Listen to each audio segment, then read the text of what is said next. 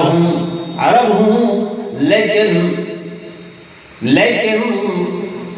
وہ کلام میرے اللہ کا ہے، وہ ایسا کلام ہے کہ لا یمسہ الا المطہرون. تم مشرک ہو، شرک کیا ہے، وہ کلام پاک ہے، جب تک غسل نہیں کرو گے اس کلام کو ہاتھ بھی نہیں لگا سکو گے. لا یمس، مس بھی نہیں کر سکو، ہاتھ بھی نہیں لگا سکو. تو میرے دوستوں، میرے بزرگوں، واقعات سنانا مقصود نہیں، مقصود یہ تھا کہ قرآن قرآن قرآن ہم ایسے کہتے تو رہتے ہیں، لیکن جب تک قرآن کے عامل نہیں بنیں گے، کیا معنی؟ ہماری معاشرت میں قرآن آئے، ہمارے معاملات میں قرآن آئے، ہمارے لین دین میں قرآن آئے، ہمارے رہن سہن میں قرآن آئے، ہماری زندگی کے تمام معمولات میں قرآن آئے. کیوں مولی صاحب؟ کیا ہمارے سارے معاملات قرآن میں ہیں؟ اللہ کا قرآن کہتا ہے وَلَا رَطْبٍ وَلَا يَابِسٍ، دنیا کی تری کی کوئی چیز ایسی نہیں ہے، خشکی کی کوئی چیز ایسی نہیں ہے، اِلَّا فِي كِتَابٍ مُبِينٍ، مگر اس کتاب مبین کے اندر بیان کر دی گئی ہے. سبحان اللہ. صحابی رسول جب یہ آیت پڑھی سوچنے لگے کون سی آیت؟ اللہ کے قرآن میں ہے کہ فیہ ذکرکم، ایسا فیہ ذکرکم، اللہ فرماتے ہیں کہ میں نے تمہارا ذکر اس قرآن میں کر دیا. اب صحابیاں ڈھونڈ رہے ہیں کہ میرا ذکر کہاں ہے، میرا ذکر کہاں ہے، کس جگہ پر ہے. مومنوں کی صفات پڑھی، ایمان والوں کی صفات پڑھی کہ وہ لوگ ہیں کہ جو نمازوں میں خشوع کرتے ہیں، خضوع کرتے ہیں. والذین هم للزکاة فاعلون والذین هم لفروجهم حافظون والذین هم على ازواجهم او ما ملكت ايمانهم فإنهم غير ملومین. سبحان اللہ. پڑھتے جا رہے ہیں، کہتے ہیں نہیں یہ تو میرا ذکر نہیں ہے، مجھ میں قصور بھی ہیں، مجھ میں غلطیاں بھی ہیں، مجھ میں خطائیں بھی ہیں، یہ تو میرا ذکر نہیں ہے. پھر اور آگے پڑھتے ہیں، اور آگے پڑھتے ہیں، اور آگے پڑھتے ہیں. تفسیر کا وقت نہیں ہے. جب قرآن کی ان آیات پہ آتے ہیں جہاں کچھ غلطیوں کا ذکر بھی ہے، کچھ خطاؤں کا ذکر بھی ہے، کچھ بھولوں کا ذکر بھی ہے، لیکن پھر بھی یہ کرنے کے باوجود خشیت ان کے دل میں ہے، ہر وقت اللہ سے ڈرتے رہتے ہیں، اس سے معافی مانگتے کے طلبگار رہتے ہیں. گناہ ہو جاتا ہے، غلطی ہو جاتی ہے، پھر معافی مانگ لیتے ہیں. گناہ سرزد ہوتا ہے، پھر معافی مانگ لیتے ہیں. یہ صحابی نعرہ لگا کے کھڑے ہوتے ہیں، یہ ہے ہمارا ذکر، یہ ہے ہمارا ذکر. اور میرے چوکاس والے دوستوں، گناہ کا ہو جانا کوئی بڑی بات نہیں ہے، غلطی کا ہو جانا کوئی بڑی بات نہیں ہے، خطا کا ہو جانا کوئی بڑی بات نہیں ہے، بھول کا ہو جانا کوئی بڑی بات نہیں ہے. بھول، خطا، غلطی انسان سے ہوتی ہے، فرشتوں سے بولے نہیں ہوتی، ہم سے ہوتی ہے.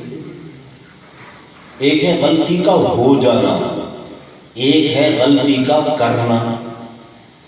جو کی جاتی ہے وہ جان بوجھ کر ہوتی ہے، جو ہو جاتی ہے وہ بھول کے ہوتی ہے. انسان کی حیات ترکیبی مرکب عن الخطا والنسیان، بھول، خطا ہماری حیات ترکیبی میں ہے. ہو جانا کوئی بڑی بات نہیں ہے. اور میں یہ بھی آپ کو بتلاتا چلوں کہ گناہ ہونے پر اللہ ناراض نہیں ہوتے، غلطی ہونے پر خدا ناراض نہیں ہوتے، بھول ہونے پر اللہ ناراض نہیں ہوتے۔ ناراض کب ہوتے ہیں؟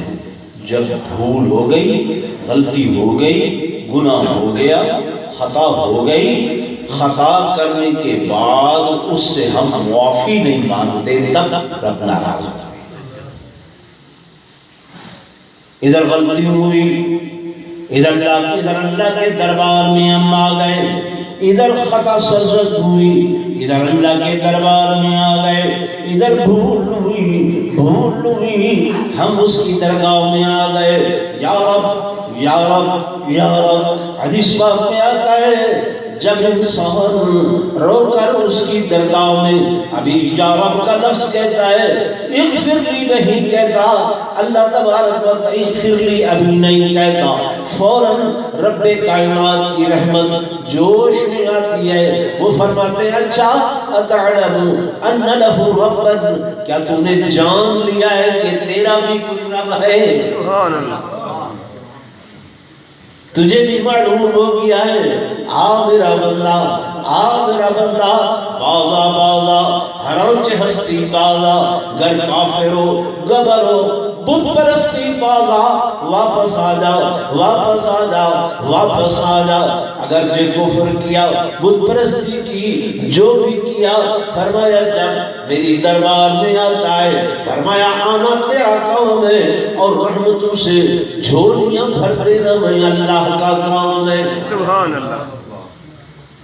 افسوس کی بات یہ ہے کہ ہم اللہ کے حضور آتے نہیں ہیں، ہم اس کی درگاہ میں معافی نہیں مانگتے، ہم اس کے دروازے پر آتے نہیں ہیں، ہم دنیا والوں کے دروازے پر جاتے ہیں۔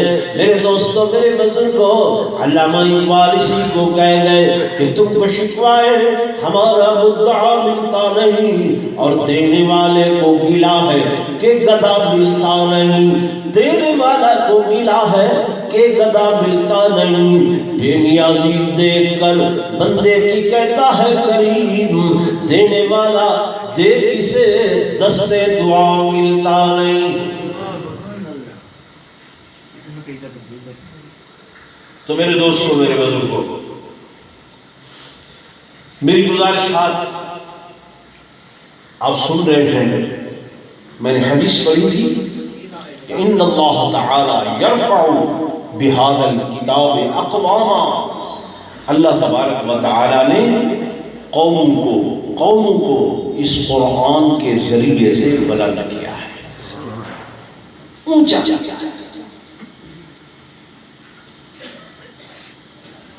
آج ہم پورے ہو گئے، قرآن نہیں پڑھتے، سارے مسائل کا حل اس قرآن میں۔ آج یہ جو تقریر منعقد کی گئی ہے کہ بچوں نے اللہ کا قرآن حفظ کیا، اس کو اپنے سینے کے اندر محفوظ کر لیا، توجہ ہے؟ انگریز حیران ہے، غیر مسلم حیران ہے کہ یہ کیسے 30 سپارے ہیں اور سینے میں محفوظ کر لیتے ہیں۔ یہی دلیل ہے قرآن کی حقانیت کی، اس کی صداقت کی، اس کی سچائی کی۔ کائنات کی اور کوئی کتاب ایسے سینے میں محفوظ نہیں ہو سکتی جیسے کہ اللہ کا کلام محفوظ ہے۔ سبحان اللہ۔ یہ ربط ہے اللہ تبارک و تعالیٰ کی ذات سے۔ آپ حافظ قرآن کو معمولی نہ سمجھیں۔